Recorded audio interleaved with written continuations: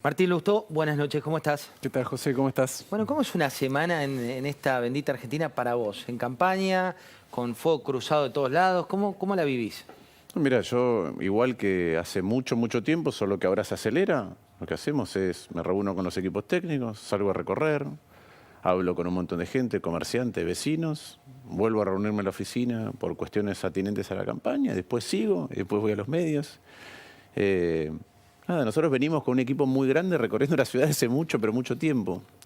Entonces muchas veces vamos a algún lugar y contamos una intervención específica en un barrio, que puede ser Caballito, Flores o Versalles o nada.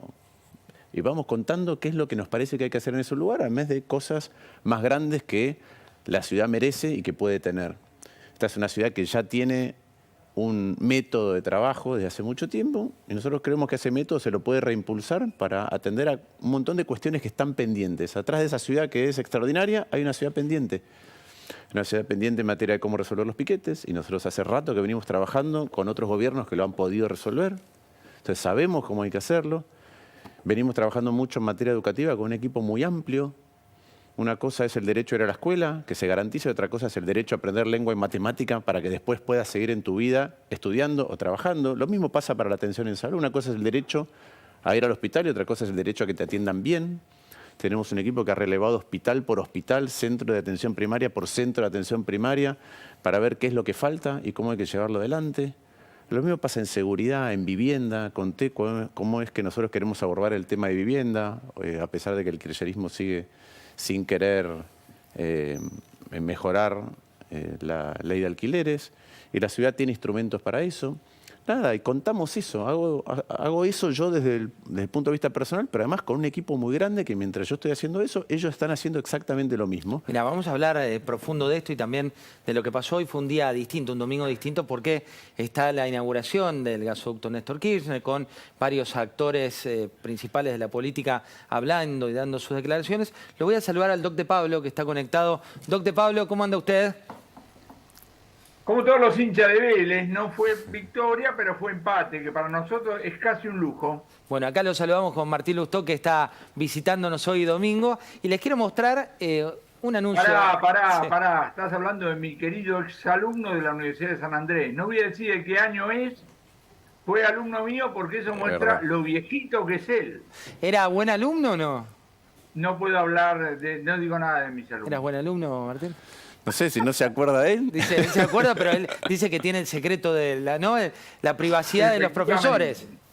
Pertenece al misterio de la relación profesor-alumno. Está muy bien. Sigamos. No hay que traspasar ese misterio. Veamos lo que pasó hoy en el gasoducto. Lo llevo con Sergio Massa y después charlamos del tema. Mirá. Argentina va a pasar de ser un país con déficit de dólares por tener que importar energía, a ser un país con superávit de dólares en su balanza comercial, porque estamos haciendo las obras que cambian definitivamente esa ecuación. Doc, sé que no le gusta hablar de qué dijo quién, pero sí puede ser interesante que nos cuente, y también le voy a preguntar a Martín, ¿en qué cree que cambia el tener un gasoducto o esta primera fase del gasoducto? A mí no me gusta hacer comentarios sobre los dirigentes políticos, porque evidentemente que es ¿viste? Lo que tiene que decir el ministro Massa es, Argentina se convirtió de un país superavitario en materia energética en un país deficitario en materia energética por las barbaridades que hizo Néstor Kirchner y su mujer como presidenta. Ahora empezamos a hablar. Y segundo, porque se durmieron no sé cuántos años y después tuvimos que hacer al horraje este pedazo que hicieron, han pagado no sé cuánto de más. Pero claro, un funcionario no puede hablar de esa manera. Moraleja. Y acá tengo que hablar delante de un candidato político, más allá de que es economista de profesión y tenemos cierto aprecio. El mundo de la política es un mundo de fantasía. Yo lo escucho y digo, bueno, decir lo que quiera. La realidad es que esto es un subproducto de un pecado mortal que se mandaron desde que Néstor empezó su presidencia. ¿Qué cuál era? Haber pisado las tarifas. En una economía 1, oferta y demanda, por pisar las tarifas, la cantidad ofrecida disminuye, la cantidad demandada aumenta, y naturalmente un bien que era exportable empieza a ser importable, punto. Martín, Si ¿cómo? vos hubieras tenido una política energética mucho más razonable, si hubieras bancado cosas exógenas como la pandemia, la cuarentena, la sequía y no sé cuánta cosa más, porque hubieras tenido otro tipo de colchón. Todo eso que fue exógeno es a caballo de la barbaridad que hiciste en materia energética. Bueno, hablando de esas barbaridades, Martín, ¿cómo haces el análisis de lo que pasó? Digo, por un lado coincidís con lo que dice Locke y por otro, ¿cómo haces para que la política no se separe de la realidad de la gente? Primero coincido con lo que dice Juan Carlos, eso vale tanto para la política energética como hemos visto en estos días para la política de transporte, ¿no? Estos problemas que estamos viendo son producto de este tipo de políticas que trata de tapar con una olla a presión la realidad. No solamente perdimos la soberanía energética, sino que producto del riesgo país que tenemos, del costo de financiamiento, la obra costó más, cuando se compró el acero era el pico del precio del acero. Lo mismo vale para por qué se atrasó en un momento porque el costo del financiamiento era tan alto que no se podía hacer y después cuando se decidió hacerlo el Estado tardó un montón. Entonces la verdad que a mí me gustaría ver cómo planificamos la siguiente obra y que sean políticas de Estado. Con respecto a cómo hacemos, la verdad es que es mucho más fácil detectar quién dice generalidades y quién profundiza cuando hay debates. Cuando ustedes nos preguntan mucho más rigurosamente, a ver, contame cómo se desarrolla esa idea. Lo que pasa es que a veces los tiempos no están o a veces algunos no quieren debatir.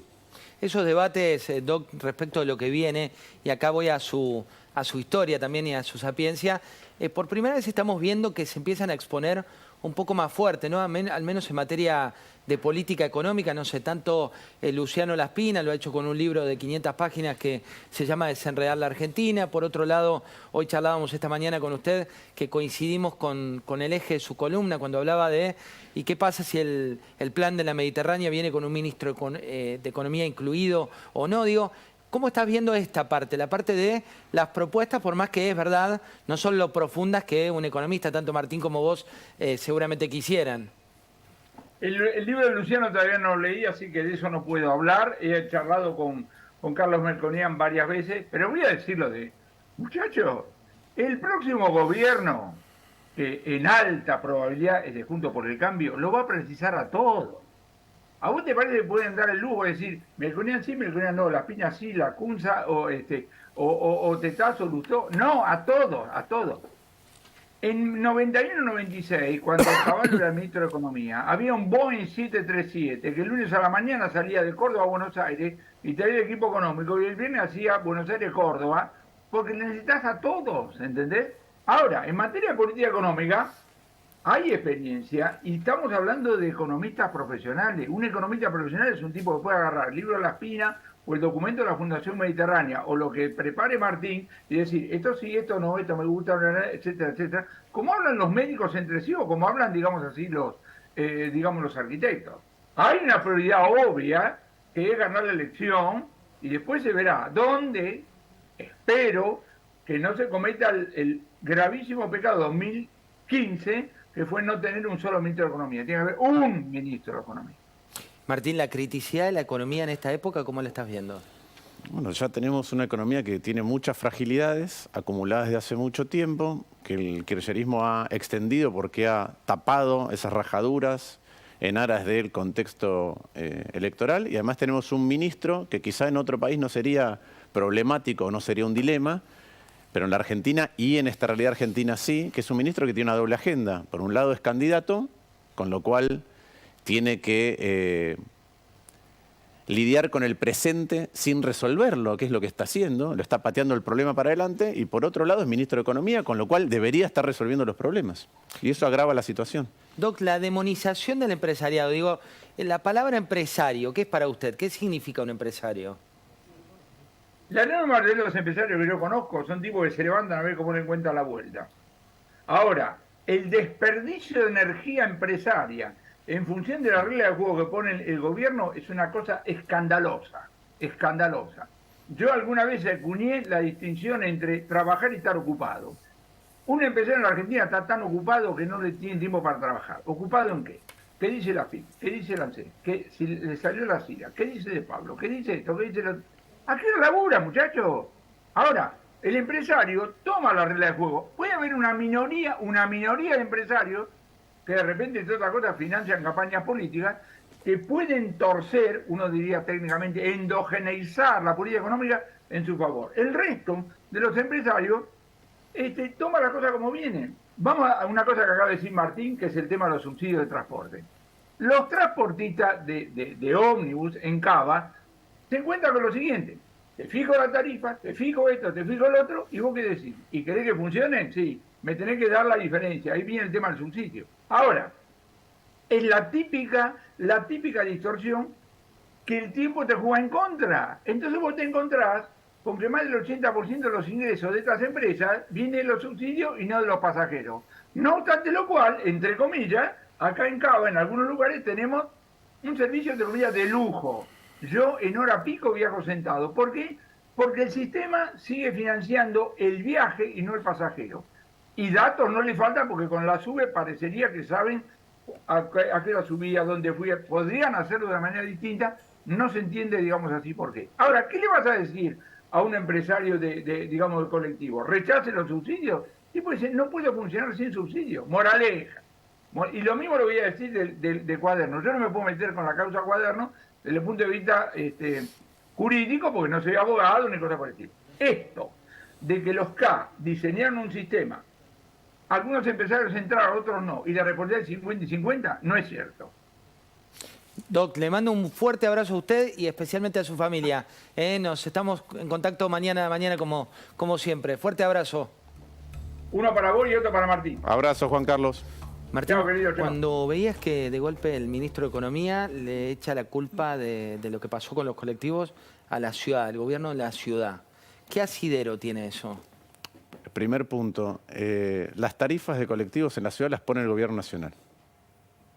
A través del Ministerio de Transporte. Las tarifas, lo que vale el colectivo acá lo pone el gobierno nacional, con lo cual determina el subsidio. Y es lo que estaba explicando recién Juan Carlos. Si vos dependés como empresario de que te pasen el subsidio para afrontar la paritaria y encima en un contexto de 100% de inflación se atrasa, no te lo pasan a tiempo, etcétera, tenés un problema. Entonces, esa tensión que existe está generada por el gobierno nacional en todas sus dimensiones posibles, desde el sistema inicialmente hasta la falta de regularidad de cómo se pagan los subsidios, hasta la falta de transparencia de cómo se hace, en qué momento, cuándo. Y eso genera los problemas. Martín, el candidato, en este caso a gobernador de la provincia de Buenos Aires, Axel Kicillof, dijo, si gana la derecha, viene sangre y va a rodear de sangre de las calles. Por un lado, ¿qué es para vos hoy la derecha y por qué crees que hace este tipo de declaraciones? O sea, hay que preguntarle a Kicillof. Yo me ocupo de tener propuestas con una sensibilidad que atienda a que, como decía antes, esta ciudad se pueda poner en la cabeza, cuando gobierna, en la mirada del otro. Si somos capaces de hacer eso, me parece que todas esas admoniciones dejan de tener sentido. En el momento en que vos te parás en un lugar muy duro, donde descalificás al otro, donde pensás que el otro no existe, donde pensás que el otro no va a existir al día siguiente, donde empezás las cosas desde tus perspectivas, donde discriminás al otro, bueno, el contexto es más difícil. Yo lo que creo es que una ciudad es un ejercicio de convivencia. Todos los días, en cada una de las cosas que te imagines. En el transporte público o en la calle, en cómo nos manejamos, cuando vas a un hospital, cuando pones un bar en la vereda, cuando te cobran los impuestos, cuando vas a sacar la basura, todo es un ejercicio de convivencia. Y nosotros podemos hacer una mejor ciudad si la ciudad es más justa, desde las consideraciones particulares. Esto vale para aquel que vive en un lugar vulnerable y vive la inseguridad mucho peor que cualquiera, o para el comerciante. Recién hablaba Juan Carlos del empresario. Bueno, en la Argentina, en la ciudad de Buenos Aires, por ejemplo, el empresario no es solamente un tema de si tiene mucha o poca carga tributaria, tiene un costo de administración tributaria muy grande. Yo creo que se pueden bajar a la mitad, es lo que venimos trabajando con nuestros equipos, a la mitad los agentes de retención. Eso libera un montón de capacidad del día a día, que es lo que hablábamos recién, para los empresarios que hoy se tienen que ocupar de estas barbaridades a las que inducen la política económica. El otro día dije que en Flores, pero creo que fue en Valvanera, que un comerciante me dijo, si alguien me viene a comprar 10 unidades de algo, pienso que la estoy vendiendo demasiado barato y que está más caro en otro lugar. Y pues está roto Está roto el sistema de precios. Entonces yo creo que en la ciudad de Buenos Aires para los comerciantes para los empresarios se puede bajar los agentes de retención a la mitad Creo que podemos reducir sellos a 3 o 4 hechos imponibles para descartar todo lo demás. Contratos de alquiler, un montón de cosas que queremos que se regularicen y se registren, lo cual te garantiza más derechos. Creo que se puede ir bajando ingresos brutos en aquellas actividades que crecen más que el resto, porque no es que dejas de recaudar, entonces le podés devolver al año siguiente como crédito fiscal. Se pueden devolver saldos acumulados en este contexto en el cual vos necesitas capital de trabajo, porque el capital de trabajo te lo come la inflación. Entonces pueden hacer muchas cosas, pero te tenés que poner en la mirada de cada uno, en la mirada del adulto mayor que cuando va al hospital tiene que hacer cola y no tiene un ingreso diferente, no tiene un sistema que lo ingrese distinto. O que cuando camina por la calle y quiere sacar la basura, el tacho en el lugar, el contenedor no lo puede forzar, no puede porque está sobre la calle, no lo puede pisar bien si no tiene miedo a caerse o si las veredas están en condiciones. Me parece que todo eso es muy importante. Otra vez, una ciudad es un ejercicio de convivencia, en este caso en 200 kilómetros cuadrados. Bueno, lo que decís Todo. es entender el lugar del otro. Quiero compartirte declaraciones del día de hoy de Cristina Fernández cuando hablaba de los empresarios, ¿no? Esto ocurrió en el acto del gasoducto, empezó a hacer una especie de catarsis y dijo, los empresarios dicen, ¿lo tenemos? ¿Podemos mostrar qué es lo que dicen los empresarios? Mirá. Quiero decirles que el empresario a quien conozco y aprecio porque es un gran empresario, pero yo no sé qué le pasa a los empresarios que cuando se juntan en esos seminarios que hacen entre ellos, hacen concurso para ver quién dice la boludez más grande realmente. La verdad,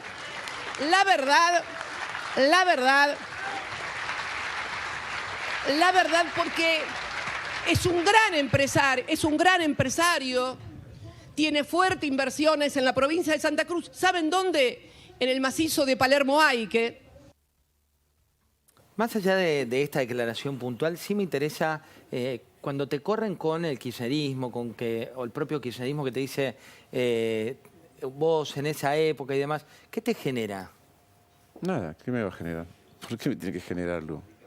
Digo, cuando Cristina te grita o esas cosas. Pero yo me he peleado un montón de veces con Cristina en el Senado, hasta le he leído su propio libro, sinceramente, en la cara, hablando de cómo ella cuenta, cómo fugaba y cómo le decía a Néstor que fugaba, o que le recomendaba que fugara la plata personal y la de la provincia. Eso en el Congreso. Y la de la provincia, sí, en el Senado.